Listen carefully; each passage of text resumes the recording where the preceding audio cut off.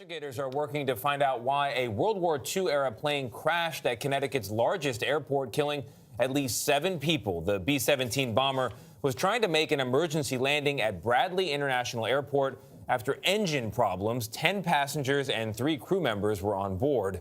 Chris Van Cleve is at the airport. Chris, what more do we know about the accident? Well, good morning. This B-17 was a bit of a flying museum that was on a national tour. I'm going to step out of the way. I want you to look at this runway right back here. It's runway 6.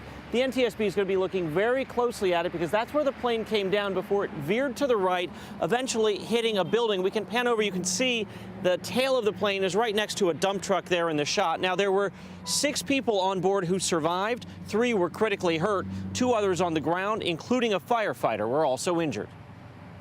Dark black smoke filled the Connecticut sky moments after the 75-year-old B-17 bomber crash-landed off the runway at Bradley Airport with 13 people on board. I thought, boy, I hope it makes the airport. Claire Palmer saw the plane moments before the crash. It was sputtering and popping noise, and I thought, what's the matter with that engine? Boeing 93012, we'd like to return to the field.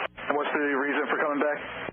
We got number 4 engine. We'd like to return and blow it out. The 4-engine propeller-driven plane took off at 9:45 Wednesday morning. Just 5 minutes later, the pilots made that emergency call.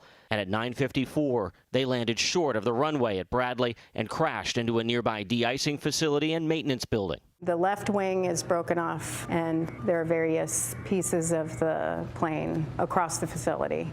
Jennifer Hamady is with the NTSB. Are you surprised people survived this crash? This was a significant tragedy, and from the scene, I am surprised that people survived. Robert Riddell, a World War II buff, is one of the passengers who died in the crash. They'd paid as much as $450 for a 30-minute ride Wednesday. Riddell posted this picture from inside the doomed plane. His family said this flight was on his bucket list. Riddell's son told us at least he was doing something he loved. Now, there were only about 10 flying B-17s left. They typically don't have black boxes, so the NTSB will be looking for any electronics, cameras, cell phones, anything that may have some information to help them understand what happened on board. Gail?